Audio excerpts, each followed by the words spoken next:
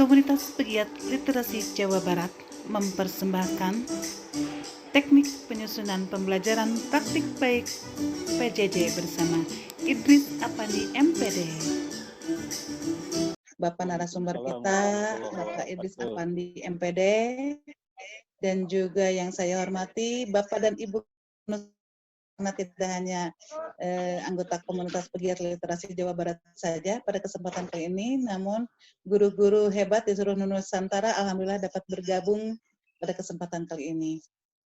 Pertama-tama marilah kita panjatkan puja dan puji kehadirat Allah Subhanahu wa taala bahwasanya pada ini tepatnya pada tanggal 22 Agustus 2020 kita dapat bertemu muka walau secara virtual ya di acara webinar yang diadakan oleh Komunitas Pegiat Literasi Jawa Barat dengan mengangkat tema pembuatan praktik kita yang hebat, Bapak Idris Apandi MPD.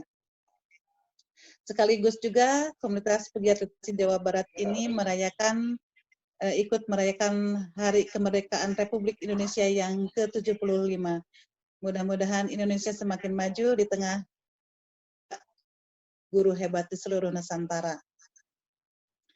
Selanjutnya salawat serta salam kita tumpah ruahkan kepada junjungan kita Sallallahu Alaihi Wasallam beserta sahabatnya dan juga handai taulannya yang sudah dan akan terus membimbing kita hingga akhir zaman. Amin ya robbal alamin. Bapak dan Ibu, untuk mengefektifkan waktu, izinkan saya untuk ini passwordnya ya, membacakan ke layang tentang Komunitas Literasi Jawa Barat. Nanti serahkan kepada Bapak pemateri. Bapak dan Ibu, barangkali ada yang belum mengetahui apa itu Komunitas Pegiat Literasi Jawa Barat ya.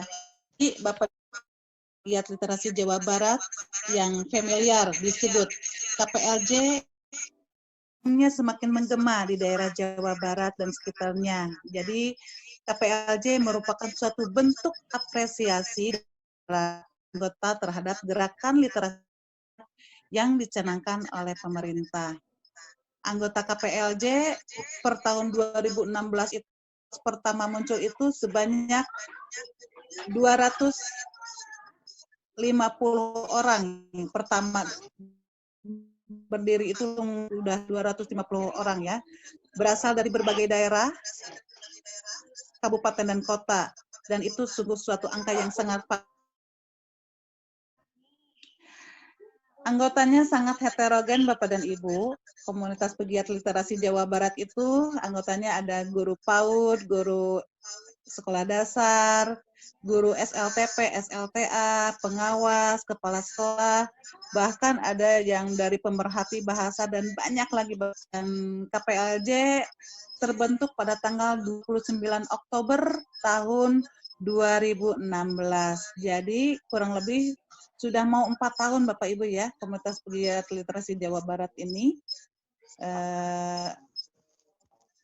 Pada saat dibentuk itu bertepatan dengan peluncuran buku Benih Literasi kalau tidak salah. Penggagasnya adalah Bapak narasumber kita, Bapak Idris Apandi.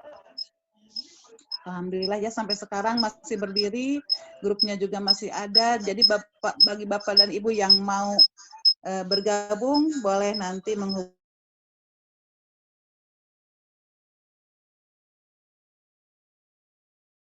Literasi Jawa Barat ya.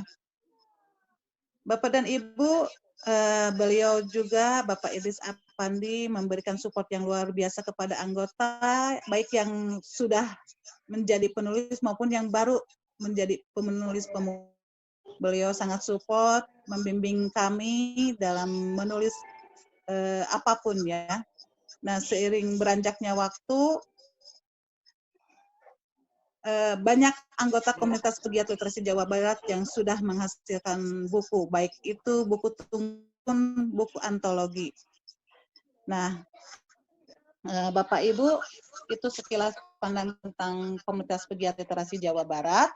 Ya, jadi sekali lagi bagi Bapak dan Ibu yang mau bergabung boleh nanti, atau nanti bahkan grup yang sudah kita bentuk kita jadikan grup siap Pak Idris ya.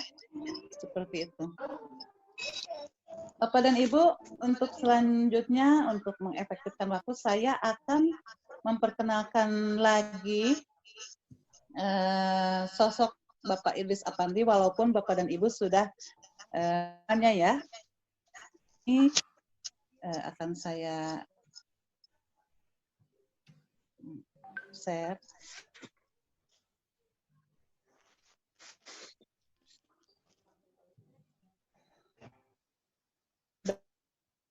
Itu ya, sudah tampil. Bapak dan Ibu, inilah biodata narasumber kita.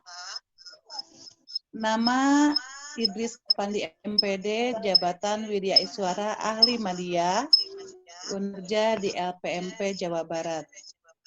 Kegiatan lain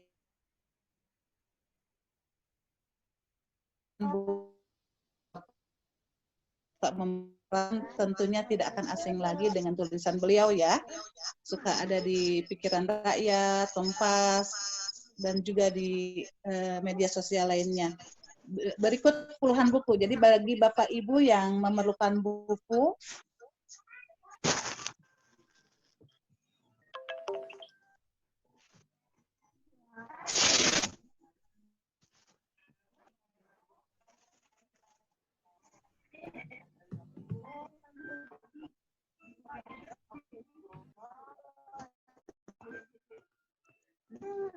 bagi Bapak Ibu yang memerlukan buku yang berhubungan dengan pendidikan, boleh mengontak beliau, atau juga istrinya ya ada nih, ada Ibu Neng juga, atau kepada saya juga bisa.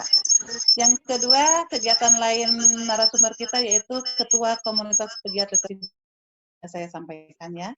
Selanjutnya, anggota Dewan Pendidikan Jawa Barat masa jabatan tahun 2019-2024.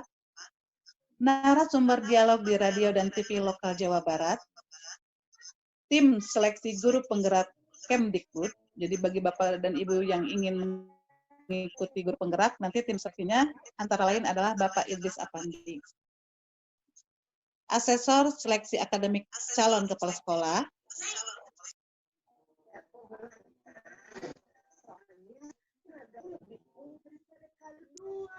Selanjutnya, Master Trainer Diklat Sekolah, pengajar Diklat Penguatan Kepala Sekolah, narasumber peningkatan kompetensi pembelajaran atau PKP, instruktur kurikulum 2013, juri lomba nulis artikel di Balai Bahasa Bandung tahun 2015, juri lomba karya tulis ilmiah Master yang diselenggarakan oleh IKIP Siliwangi.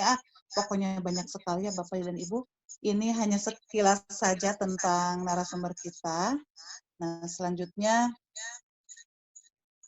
untuk mengefektifkan waktu, saya serahkan saja waktunya kepada Bapak Idris Apandi. Namun sebelumnya akan saya jadikan dulu itu ya supaya bisa berbagi.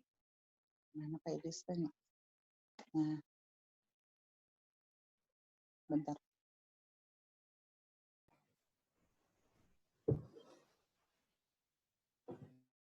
Silakan Bapak.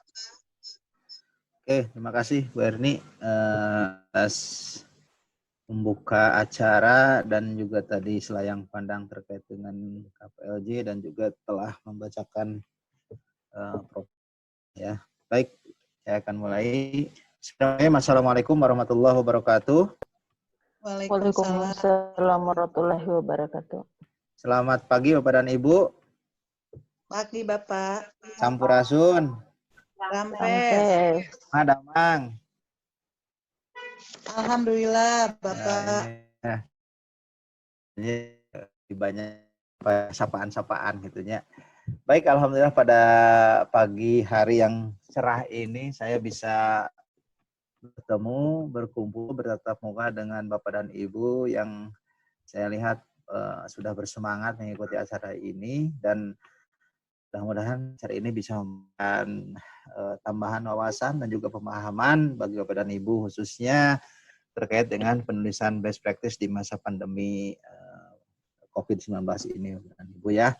Dimana kita ketahui bersama bahwa kondisi pembelajaran memang belum bisa berjalan dengan normal ya, karena masih seperti ini. Tetapi Bapak dan Ibu tentunya kita bukan berarti tidak berpikir secara kreatif, tetapi justru ini menjadi satu tantangan bagi kita bagaimana caranya supaya tetap bisa menjaga layanan pendidikan kepada para peserta didik kita semua. Daftar peserta Bapak dan Ibu ya, ada beberapa orang yang sudah cukup familiar, saling mengenal ya, pernah bertemu baik di dunia maya maupun di dunia nyata ya. Dan Bapak dan Ibu yang baru bertemu dengan saya sampaikan kenal ya.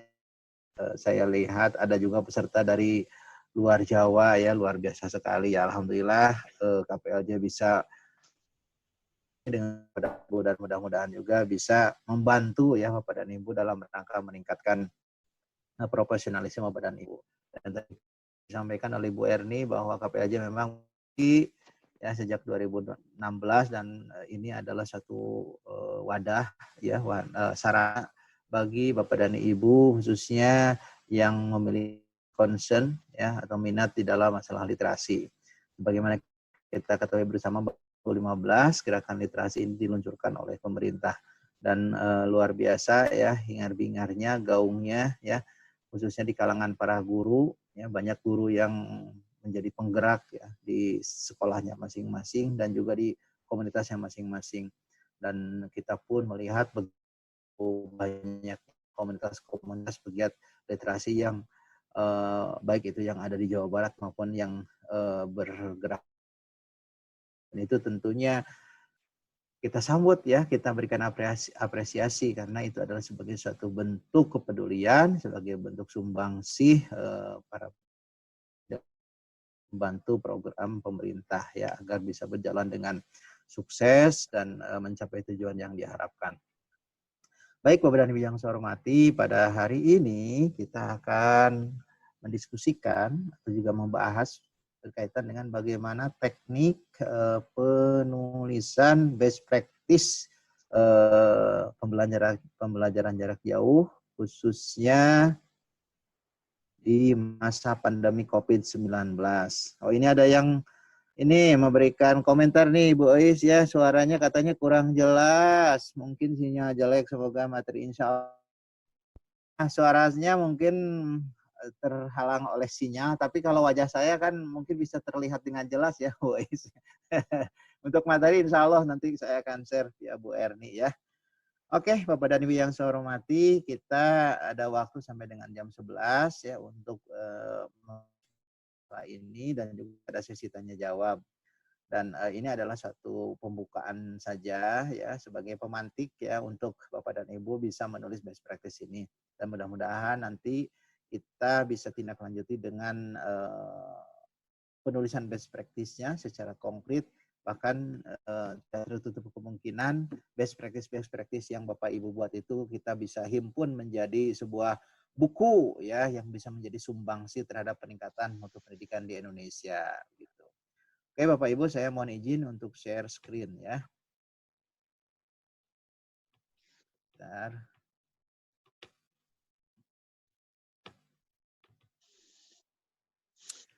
Oke.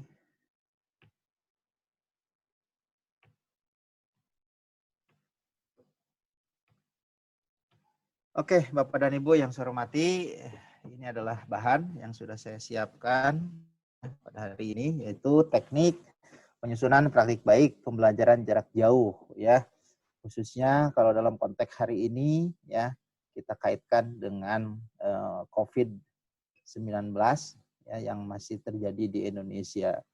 Ya, dan sebagaimana Bapak Ibu ketahui juga, Bapak dan Ibu ya, pemerintah sekarang membolehkan sekolah melaksanakan KBM tatap muka khususnya di daerah atau di zona hijau dan zona kuning, tapi harus mengikuti perizinan dan juga protokol kesehatan yang ketat ya. Jadi tidak sembarangan juga ya daerah di zona hijau atau yang bisa melaksanakan KBM tatap muka. Karena hal ini untuk mengantisipasi penyebaran atau penularan virus COVID-19.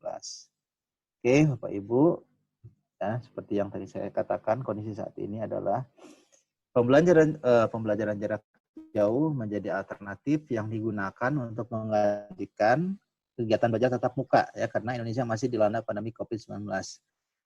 Hal ini menjadi satu hal yang baru bagi hampir semua guru di Indonesia, karena selama ini kondisinya pembelajarannya dilaksanakan secara tatap muka, Bapak dan Ibu ya. Sehingga ketika harus melaksanakan pembelajaran jarak jauh, ya tidak bisa dipungkiri banyak guru yang ya gelagapan, ya, bingung harus melakukan apa, ya. Bingung juga menyusun rencananya harus bagaimana, ya, melaksanakan penilaiannya juga harus bagaimana, karena belum dikondisikan sebelumnya. Meskipun sebenarnya pembelajaran jarak jauh bukan hal yang baru juga ya. Misalnya ya pembelajaran di universitas terbuka ya. Bagi Bapak Ibu yang kuliah di universitas terbuka, PJJ ini bukan hal yang aneh, bukan hal yang baru, ini hal yang biasa. Hanya masalahnya kan PJJ di universitas terbuka itu dikondisikan dalam kondisi yang normal, tidak kondisi dalam kondisi seperti sekarang ini gitu ya. Nah, kondisi sekarang kan kondisi yang khusus yang tidak diduga sebelumnya, sehingga semuanya harus berpikir keras ya bagaimana menyelesaikan permasalahan yang dihadapi ya, termasuk juga pemerintah ya melakukan berbagai terobosan, melakukan berbagai langkah supaya bisa memfasilitasi, bisa menjembatani PJJ ini bisa berjalan dengan baik ya, meskipun tentunya dihadapkan pada berbagai macam tantangan ya Bapak Ibu. Nah, pembelajaran tatap muka ya boleh dilaksanakan. Ini berdasarkan revisi SKB 4 Menteri yang terbaru ya, yang kemarin kalau tidak salah tanggal 7 Agustus ya dikeluarkan oleh Kemendikbud. Pembelajaran tatap muka boleh dilaksanakan di zona kuning dan zona hijau setelah mendapatkan izin dari berbagai pihak terkait seperti Pemda Provinsi, Kabupaten Kota, ya Satgas COVID-19 dan juga orang tua siswa ya. Jadi orang tua pun di sini diberikan wewenang untuk setuju atau tidak setuju, mengizinkan atau tidak mengizinkan anaknya ikut pembelajaran tatap muka. Kalau orang tuanya misalkan tidak mengizinkan, ya sekolah pun tidak bisa memaksanya. Karena apa? Faktor keamanan dan keselamatan semua warga sekolah ya, bukan hanya siswa sebenarnya ya.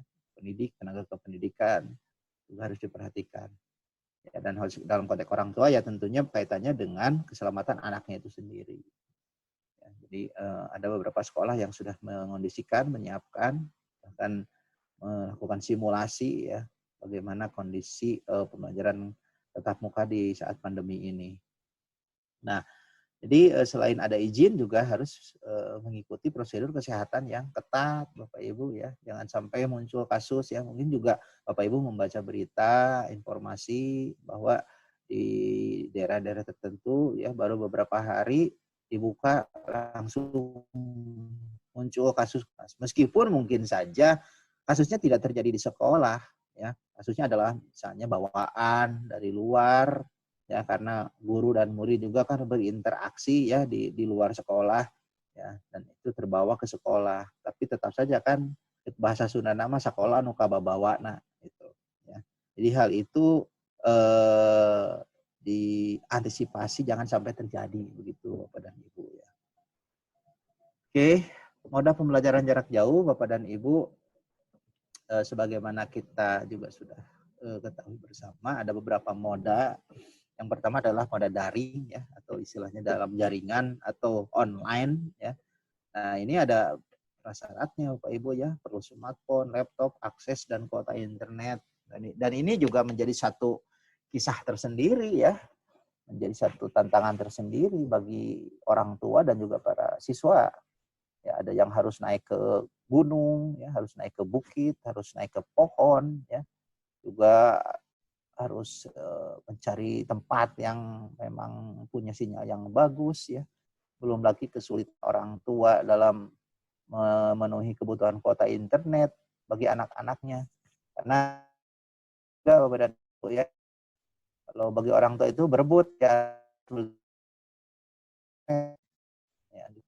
tidak mungkin sama sekali tidak punya akses untuk internet ya. Dan memang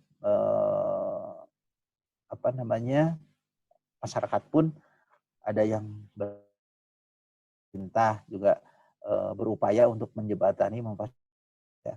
Ada kantor RW jadi tempat berkumpul ya untuk bisa mengakses internet, kantor desa, atau juga kantor-kantor, bahkan saya lihat ada kantor polsek ya, untuk dijadikan sebagai tempat belajar atau mengakses internet bagi para siswanya. Ya, terus juga di sini pembelajaran daring itu memerlukan pemanfaatan aplikasi pembelajaran daring. Misalnya Google Form, Google Classroom, Google Meet, Rumah Belajar, Zoom, Webex, dan lain sebagainya. Pasca pandemi ini terjadi, Bapak dan Ibu, kita lihat bagaimana semaraknya webinar-webinar ya. Semaraknya pelatihan-pelatihan secara virtual berkaitan dengan penggunaan berbagai aplikasi pembelajaran. Hal ini pun bisa Bapak Ibu akses di YouTube ya, tutorial-tutorialnya seperti apa. Jadi sekarang tidak sulit ya mencari informasi berkaitan dengan pemanfaatan aplikasi pembelajaran ini. Dan saya perhatikan juga sudah banyak guru ya, sudah banyak sekolah yang memanfaatkan aplikasi daring ini. Hanya itu tadi kendalanya, meskipun aplikasinya siap, tapi kalau sarana prasarananya kurang mendukung, akses atau juga kuota internetnya tidak ada juga, itu jadi kontraproduktif juga gitu ya. Jadi di sini pembelajaran daring ini ya harus didukung oleh sarana prasarana, ya harus didukung oleh kuota internet yang cukup dan juga gurunya yang terampil menggunakan aplikasi pembelajaran secara daring ya. Dan saya yakin Bapak Ibu juga sudah banyak yang menguasai hal ini. Berikutnya Bapak dan Ibu, moda yang kedua adalah luring ya, atau luar jaringan atau offline. Nah, ini untuk mengantisipasi ya kendala atau tantangan berkaitan dengan sarana prasarana dan juga akses internet ya. Jadi Bapak dan Ibu bisa menggunakan televisi, radio, ya, buku, modul, diktat, atau juga guru kunjung ya. Jadi sekarang itu ada istilah guru kunjung ya, guru datang ke rumah siswa ya, dan juga membimbing mereka di rumah. Jadi perlu digarisbawahi Bapak dan Ibu bahwa guru kunjung ini bukan berarti memindahkan kegiatan pembelajaran dari kelas ke rumah ya. Karena memang kondisinya juga kan serba terbatas ya. Tetapi guru kunjung ini adalah guru berkunjung ke rumah siswa ya, berdiskusi, berkomunikasi dengan orang tua, dengan siswanya ya, berkaitan dengan materi pelajaran yang sedang dipelajari oleh siswa misalnya, mendiskusikan barangkali ada kendala atau tantangan atau hambatan yang dihadapi oleh siswa dalam mempelajari materi-materi itu atau dalam mengerjakan tugas-tugas yang diberikan oleh guru gitu kan. Terus juga berdiskusi dengan orang tua siswa berkaitan dengan aktivitas siswa selama pembelajaran dari rumah ya. Nah, ini juga kaitannya dengan nanti penilaian karakter ya. Karena siswa kan lebih banyak berada di rumah daripada di sekolah, sehingga orang tua jauh lebih tahu aktivitas siswa di rumah gitu. Dan itu menjadi pertimbangan bagi guru nanti dalam menilai pada aspek karakternya. Ya, dan juga mendiskusikan misalkan tindak lanjutnya seperti apa ya dengan orang tua itu dalam mengoptimalkan kegiatan pembelajaran dari rumah. Jadi seperti itu ya Bapak dan Ibu, bukan berarti guru datang ke rumah terus ngajar seolah-olah seperti di kelas. Dan ini pun dibatasi ya, harus juga memperhatikan protokol kesehatan. Ya, jangan sampai guru kunjung ya anaknya misalnya ngumpul di satu tempat banyak ya, tidak terkondisikan protokol kesehatannya, ya akhirnya kan jadi kerumunan juga gitu. Ya. Apa bedanya sekarang misalnya kegiatan tatap muka di sekolah dengan kegiatan tatap muka di luar kalau misalnya banyak siswanya.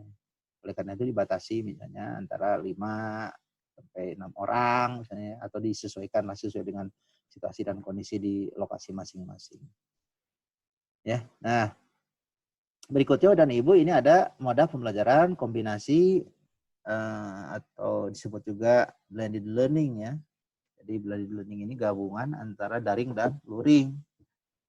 Ya, jadi moda kombinasi ini Bapak Ibu bisa gunakan secara bergantian sesuai dengan situasi, kondisi, dan kebutuhannya. Jadi Bapak Ibu yang lebih tahu, misalnya materi ini cocoknya dilakukan secara apa? Secara daring, luring, atau kombinasi.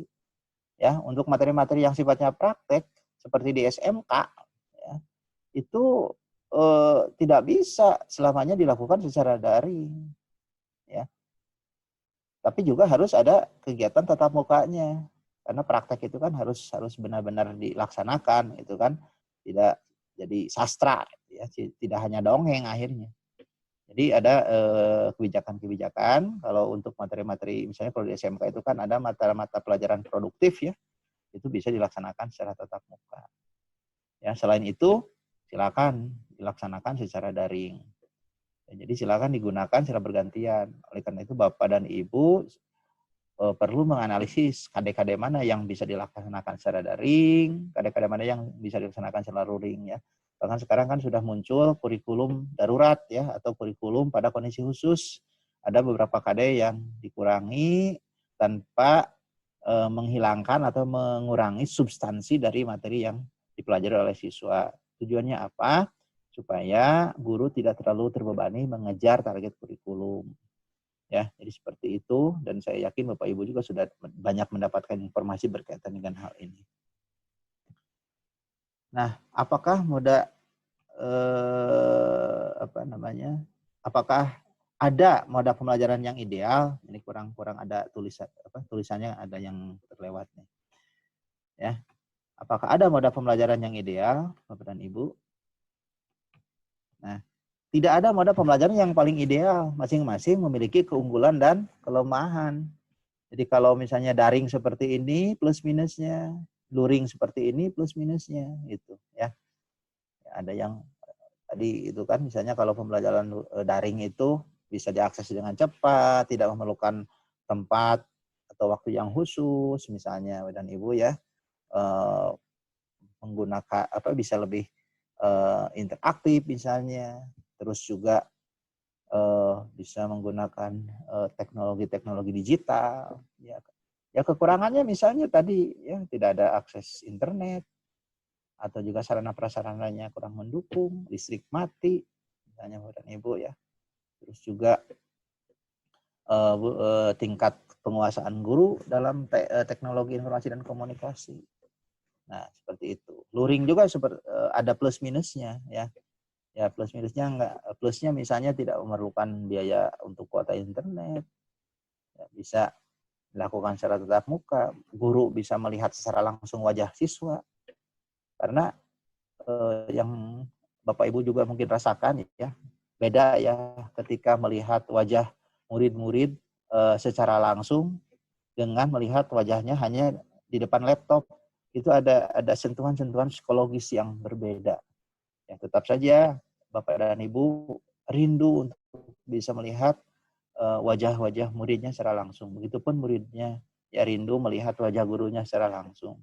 Di situ ada sentuhan-sentuhan yang tidak bisa didapatkan pada saat pembelajaran secara luring, secara daring, maaf. Ya.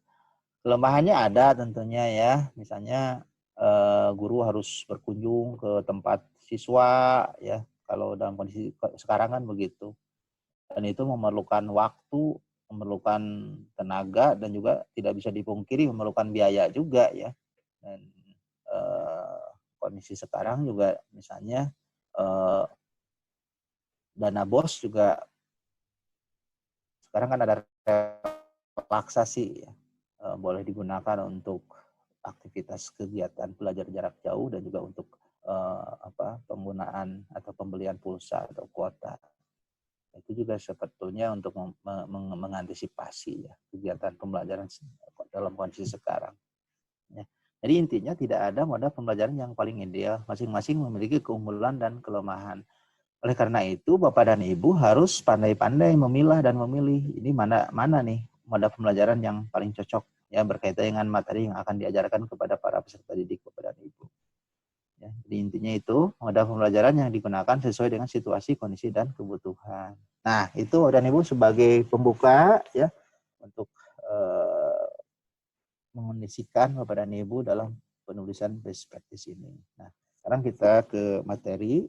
Jadi Bapak dan Ibu untuk lebih mengoptimalkan layanan pendidikan Bapak dan Ibu kepada para peserta didik, ya diharapkan Bapak dan Ibu bisa menulis praktik terbaik ya. Tujuannya apa? Nanti kita bahas. Kita lihat dulu pengertiannya Bapak Ibu ya. Praktik terbaik atau best practice adalah pengalaman terbaik atau kisah keberhasilan yang ditulis oleh pendidik dan tenaga kependidikan.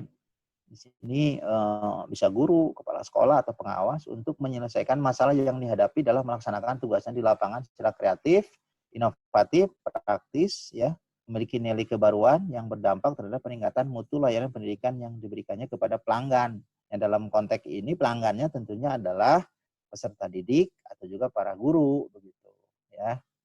Nah, intinya kalau bahasa sederhananya adalah best practice ini adalah suatu karya tulis yang isinya itu mendongengkan, kalau bahasa saya itu ya, mendongengkan, mengisahkan keberhasilan Bapak dan Ibu dalam meningkatkan mutu pembelajaran kalau untuk para guru, atau kalau untuk kepala sekolah atau pengawas ya, manajerialnya ya, keberhasilan Bapak Ibu kepala sekolah atau pengawas dalam mengelola pembelajaran jarak jauh di sekolah Bapak dan Ibu atau di wilayah binaan Bapak dan Ibu kalau untuk pengawas ya.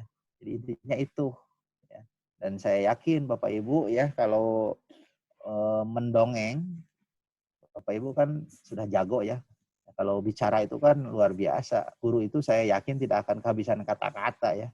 Ngajar dari pagi sampai dengan sore ya, nggak akan habis kata-katanya.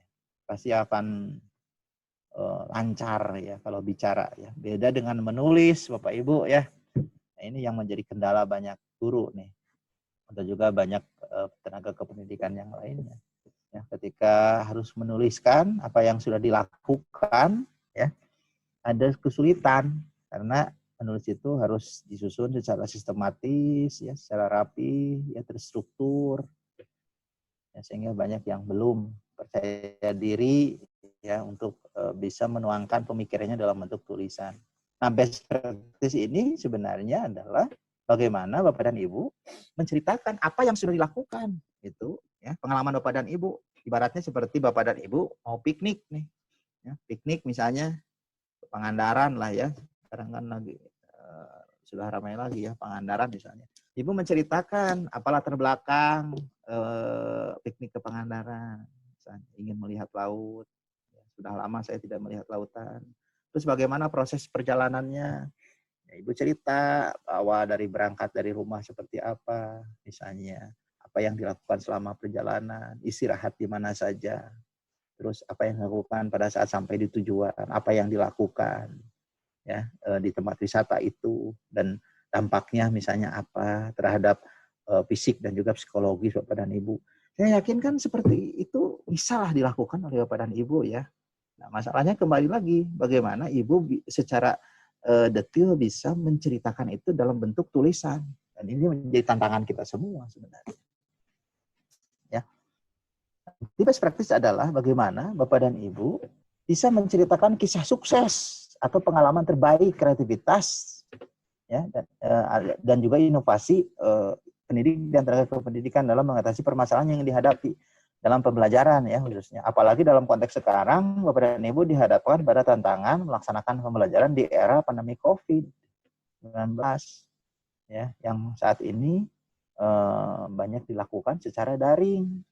Ya, Bapak Ibu bisa melihat ya, mungkin Bapak Ibu sudah dapatkan ya share video ya bagaimana kondisi pembelajaran dari rumah ya.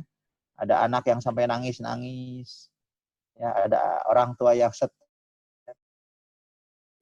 mendidik anaknya.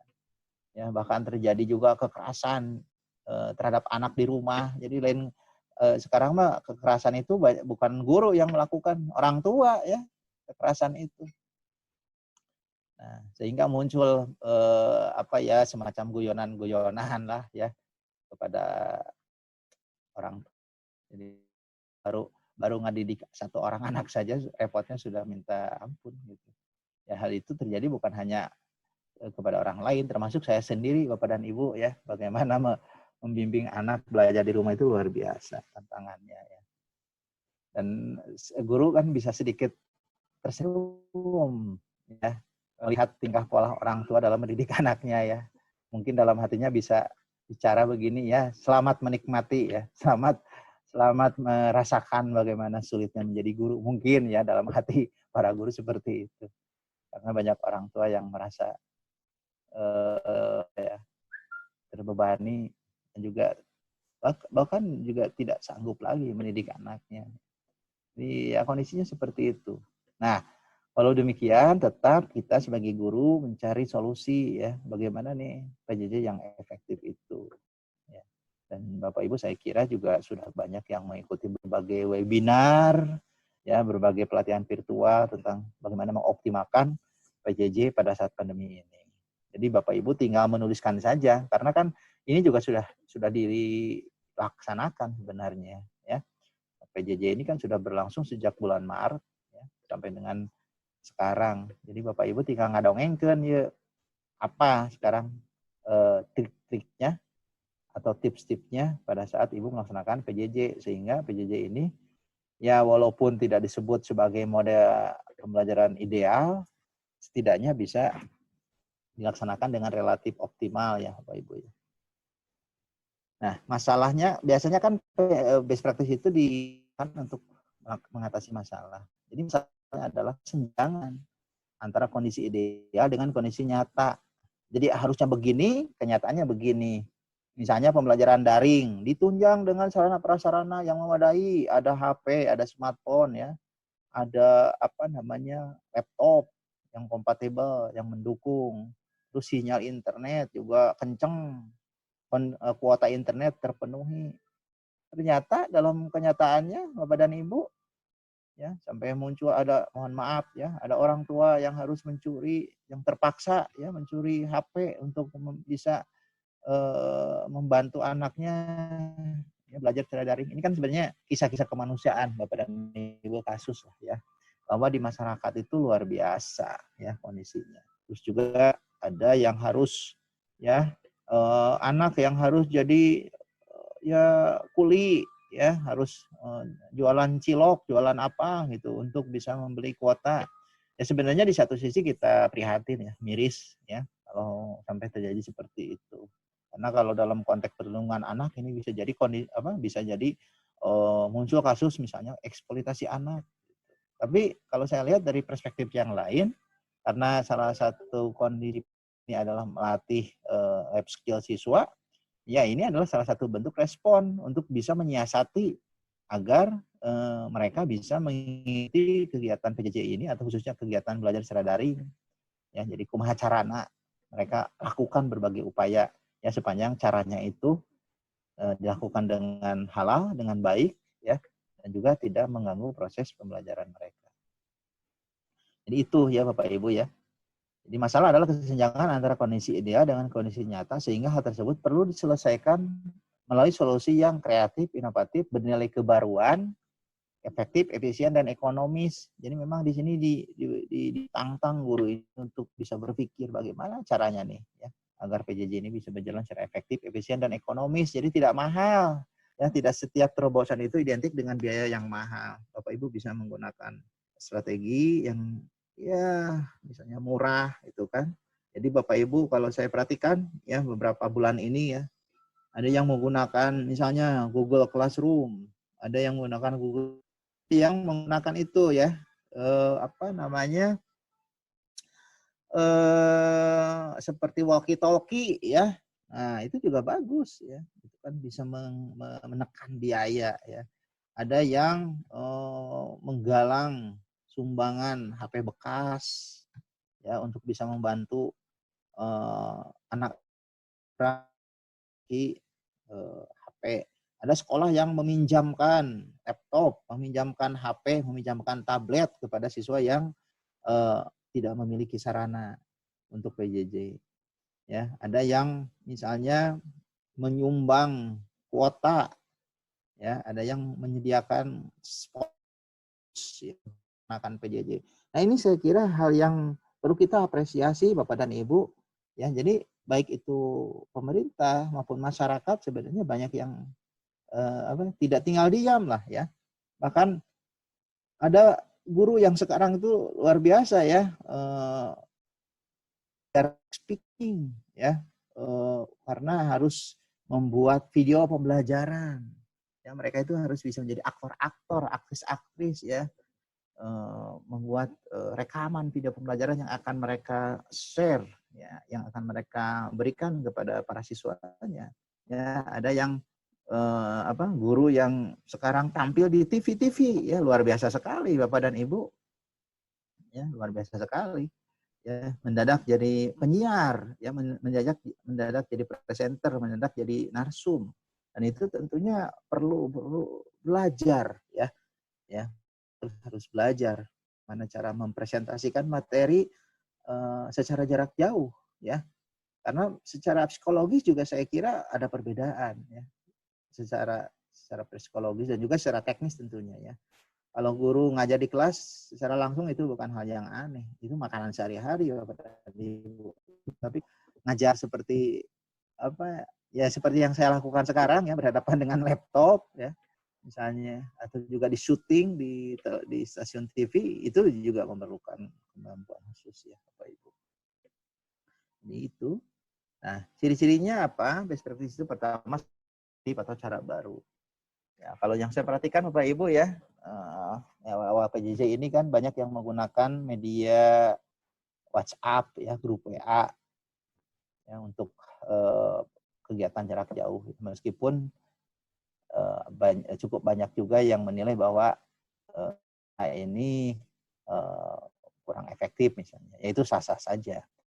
Karena komunikasinya misalnya hanya berjalan satu arah, ya, guru ngasih tugas ke murid mengerjakan, setelah itu tidak ada lagi feedback dari gurunya. Dan itu juga muncul kritik-kritik seperti itu dari masyarakat. Kira seiring dengan itu teknis dari PJJ ini semakin diperbaiki ya. Jadi guru tidak lagi fokus ya memberi tugas yang banyak kepada muridnya, sehingga muridnya itu stres ya, orang tua juga stres karena tidak bisa mengerjakan tugasnya. Jadi ya sisi-sisi lainnya itu kadang-kadang ya anaknya yang diberi tugas, orang tuanya yang mengerjakan. Ya. Bapak Ibu kan juga bisa melihat ya di gambar-gambar atau meme yang menyebar ya. Jadi yang stres itu orang tuanya, neneknya, ya anak-anaknya ya tiduran aja ya, ya karena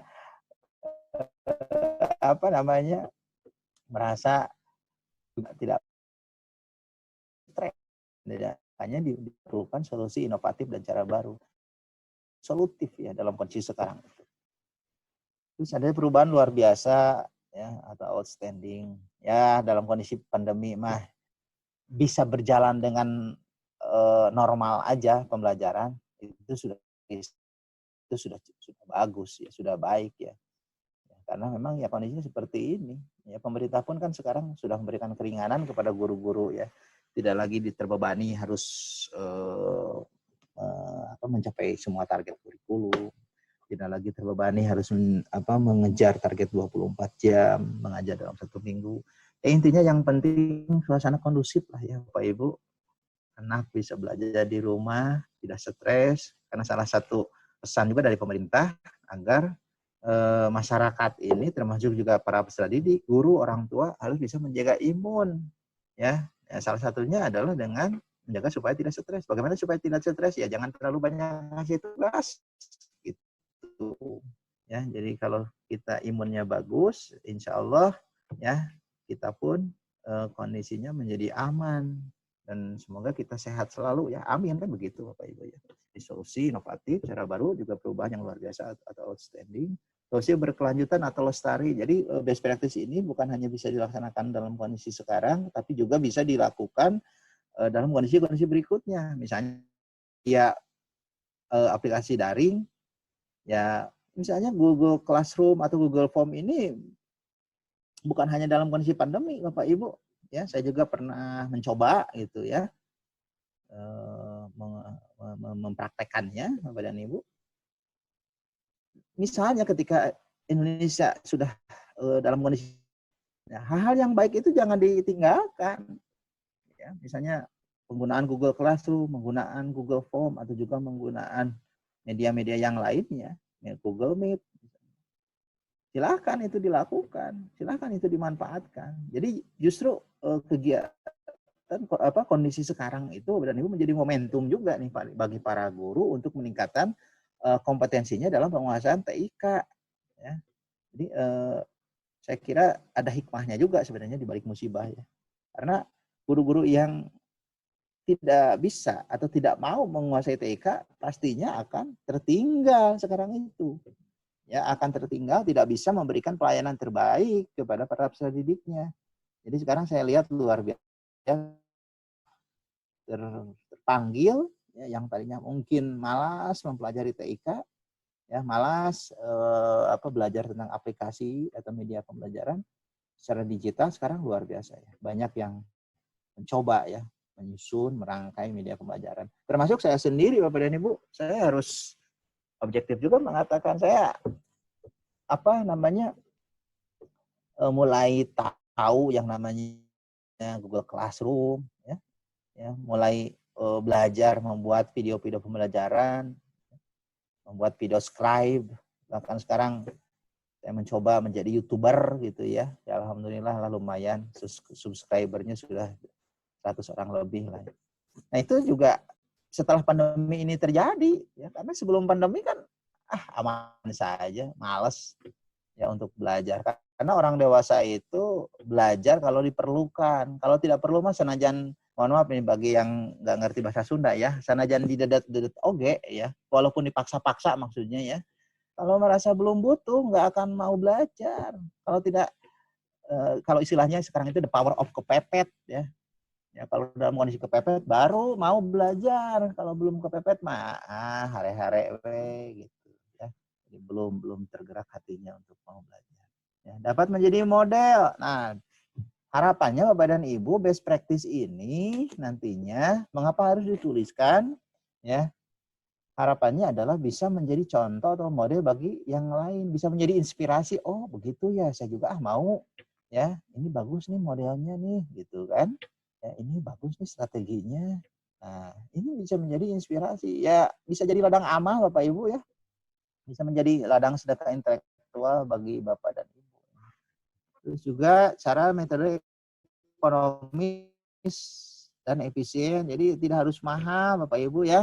Bisa menggunakan barang bekas, bisa menggunakan bahan daur ulang, atau juga bisa menggunakan aplikasi-aplikasi ya kalau dalam konteks pembelajaran digital. Dan sekarang kan dengan bisa dengan mudah ya Bapak Ibu download ya di Play Store atau juga di link-link yang lainnya.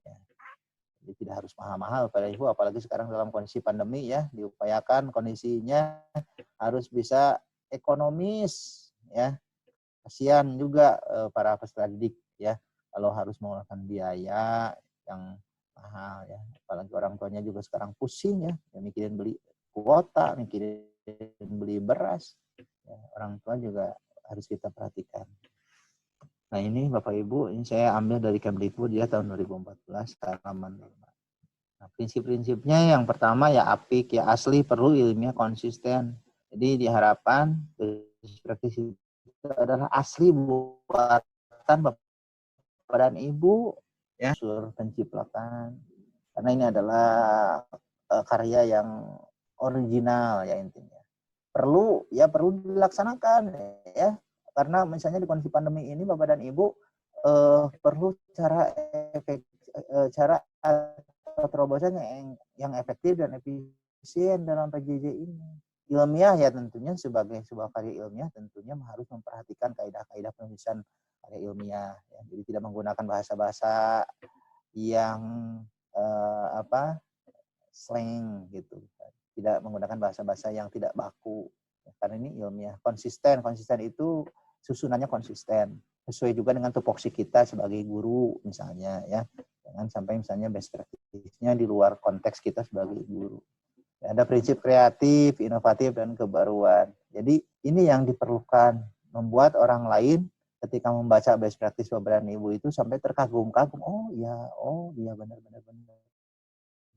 Saya setuju. Saya juga jadi tertarik ingin melakukan hal yang sama nih gitu kan. Terus perbaikan mutu berkelanjutan. Karena kita punya tanggung jawab untuk memberikan layanan pendidikan yang bermutu ya. Best practice ini diharapkan menjadi suatu sarana bagi kita ya para guru misalnya untuk meningkatkan mutu pendidikan secara berkelanjutan. Apalagi sekarang dalam konteks penjaminan mutu pendidikan ada yang namanya SPMI Bapak dan Ibu ya, sistem penjaminan mutu internal.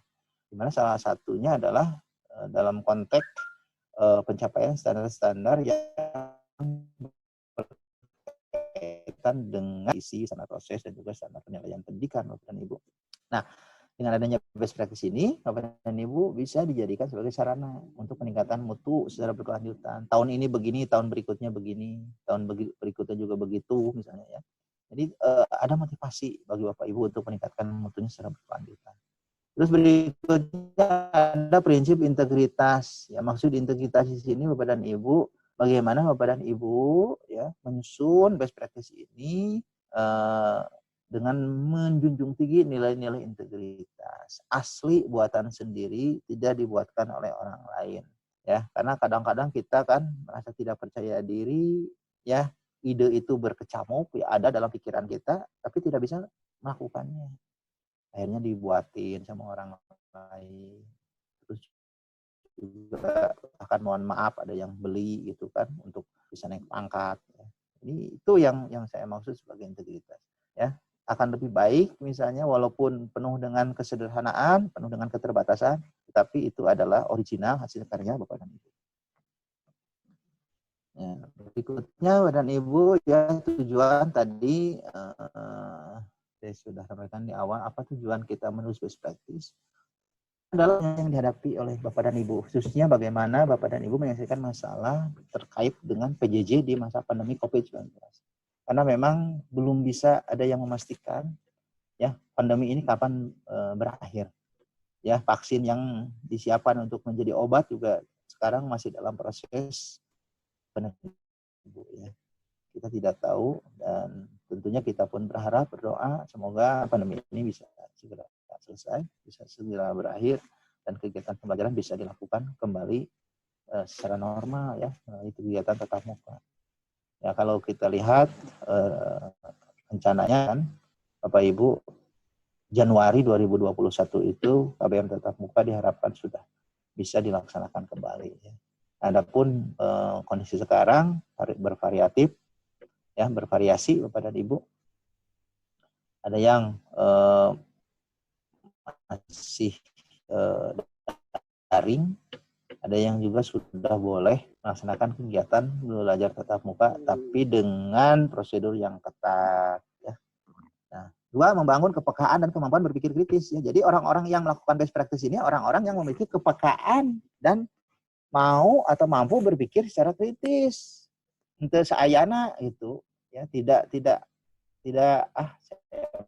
pokoknya mah yang penting gugur kewajiban saja deh, yang penting dilaksanakan saja deh. Nah, orang-orang yang menyusun best practice atau orang-orang yang melakukan best practice itu tidak sampai di situ. Tapi mereka itu peka berpikir gimana ya caranya nih supaya saya bisa melaksanakan KBM ini secara baik. Ya, karena saya melihat nih anak-anak dikasih tugas melulu juga anak-anak juga bosan. Mereka akhirnya jenuh. Ya, akhirnya orang tuanya yang harus ngerjain ya. Jadi Bapak Ibu juga mungkin selain sebagai orang tua ya bisa merasakan ya bagaimana ketika anaknya mendapatkan tugas ya, bagaimana diperlukan kesabaran yang luar biasa membujuk anak supaya mau mengerjakan tugas dari gurunya ya, dari pagi sampai sore itu belum berhasil kadangkala ya, ada alasan ini dan itu dari anak itu ya. Bisa aku bisana misalnya bisa orang tua membimbing anak tapi terjadi dialog yang rame ya, suara yang tinggi, nada suaranya yang tinggi itu kan bisa menjadi gambaran bagaimana sulitnya ya anak-anak itu dibimbing oleh orang tua pada saat belajar di rumah. Itu Bapak dan Ibu ya. Bahkan saya membaca berita beberapa waktu yang lalu di suatu daerah, selama PJJ ini banyak anak yang justru kawin ya. Kawin itu karena mungkin sudah pusing ya PJJ terus, orang tua juga sudah pusing membimbing, akhirnya dikawinin saja deh. Ya udah mereka statusnya sebagai anak sekarang sudah punya keluarga sendiri, biar nggak capek lagi membimbing mereka. Itu memang suatu kasus ya. Tapi bagaimana kondisi PJJ ini mendorong akhirnya berpikir secara pendek gitu ya, capek-capek ya kawinin saja anak gitu. Ya, melahirkan inovasi-inovasi baru dalam penyelenggaraan layanan pendidikan ya, oleh karena itu saya berharap Bapak dan Ibu ya tentunya juga sudah punya pengalaman dalam melaksanakan pembelajaran dengan menuliskan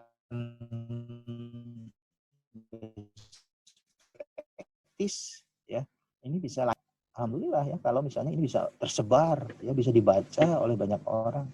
Ini bisa menjadi suatu sedekah intelektual ya dari Bapak dan Ibu ya, kepada teman-teman atau rekan sejawat.